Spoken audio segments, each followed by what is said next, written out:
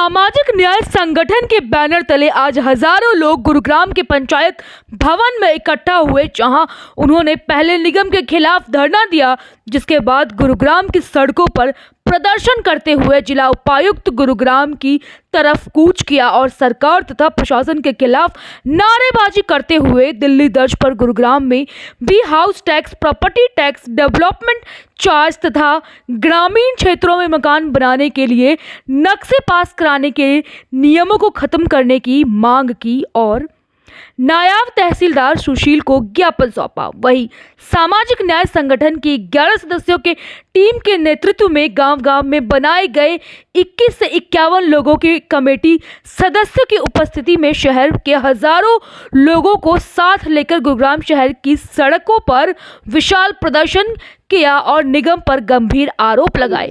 वहीं मुख्य कहां से देखो, हमने पिछले 19 तारीख को हमने दिसंबर में वो दिया था ज्ञापन सरकार, नवंबर में, और सरकार को ज्ञापन सौंप के गए थे इस बात के लिए कि जो ग्रामीण लोग थे एक सामाजिक संगठन बनाया, गांव के लोग इकट्ठा होकर उन्होंने एक सामाजिक न्याय संगठन बनाया है और उसके ऊपर लोगों ने ये डिमांड रखी है कि भाई इसके अंदर जो निगम के क्षेत्र में आए जितने भी गाँव है, नगर निगम मानेसर के फिर गुड़गांव की, मैं तो ये कहता हूँ पूरे हरियाणा के गाँव होने चाहिए इसके अंदर। जिसकी प्रॉपर्टी जिन गांव की प्रॉपर्टी सरकार ने ले रखी है उनके हाउस टैक्स खत्म होने चाहिए। तो 19 तारीख को हम ज्ञापन देके गए थे। इसलिए हमने ज्ञापन देने के बाद कमेटी पर आई भी थी, लोग इनसे मिल के भी गए थे, कमिश्नर डीसी साहब से मिले थे। डीसी साहब ने उस टाइम आश्वासन इस बात का दिया था कि जो सरकार के पास हमने आपका भेज दिया है, सरकार की तरफ से जैसी भी डिमांड आपकी होगी, जो वहाँ से आएगी बात, हम आपको बता देंगे। लेकिन कुछ इंतजार करने के बाद लोगों ने, संगठन ने ये फैसला लिया कि सरकार की तरफ से कोई जवाब आया नहीं है, तो फिर इन्हें गांव-गांव जाके पंचायतें शुरू की, उसमें कमेटियां बनानी शुरू की। हर गांव के अंदर कमेटियां बन रही, 80 गांव है तो 80 गांव में अभी नहीं बन पाई है, लेकिन 35 गांव लगभग हुए जिनमें कमेटियां बन चुकी हैं।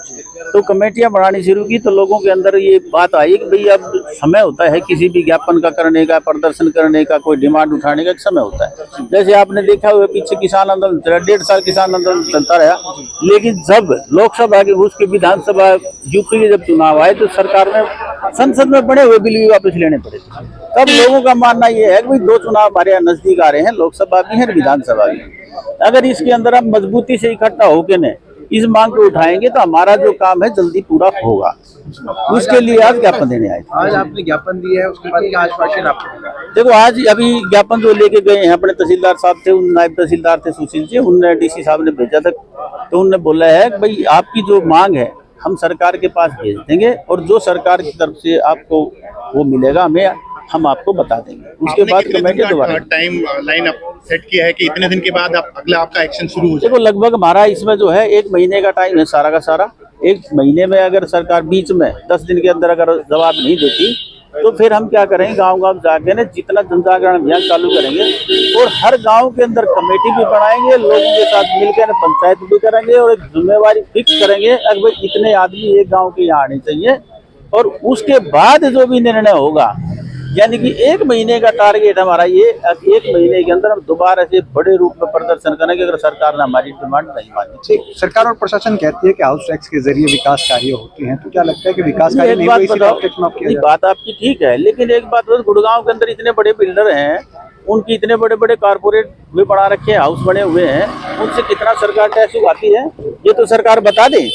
अगर उनसे टैक्स उगा के नहीं, इस गुड़गांव का विकास क्यों नहीं करते? जब ये तो उनका कमर्शियल है, पैसे भी कमाते हैं। और हाँ, गांव की जो जमीन है, जो सरकार ने, जो जमींदारों की खुद की जमीन थी, अब उनकी हिस्से में तो कटी हुई जमीन थी, उस जमीन को भी ले लिया और ऊपर से उसके ऊपर टैक्स भी थोपने शुरू कर दिए। ये कहाँ का न्याय है? तो ये लोगों के साथ अन्याय है, इसलिए सामाजिक न्याय संगठन बनाया इस लड़ाई को लड़ने के लिए। 19 दिसंबर को भी ज्ञापन सौंपा गया था, आज फिर एक ज्ञापन सौंपा गया। आपको लगता है कि सरकार अब चलेगी, आपकी आवाज को सुनेगी? सरकार को हमारी आवाज सुननी पड़ेगी, क्योंकि ये जो निगम क्षेत्र के गांव हैं उनके साथ ये भेदभाव हो रहा है। 2008 से 15 साल गुजर चुके हैं और निगम क्षेत्र के गांव में कोई भी नागरिक सुविधाएं उपलब्ध नहीं कराई गई है। जो निगम क्षेत्र के गांव हैं, तकरीबन 55 गांव गुरुग्राम नगर निगम क्षेत्र में है और 32-33 गांव मानेसर नगर निगम क्षेत्र में है।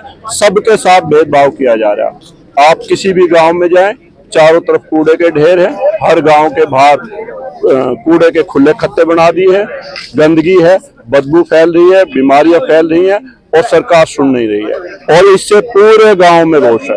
आगे की रणनीति क्या है? अगर सरकार हमारी बात नहीं मानेगी तो हम गांव-गांव जाएंगे, घर-घर जाएंगे और एक बड़ा आंदोलन करेंगे, जन आंदोलन करेंगे और दरअसल में सरकार पर संगठन सवाल। पदाधिकारी ने आरोप लगाते हुए कहा कि निगम प्रशासन द्वारा जमकर भ्रष्टाचार किया जा रहा है।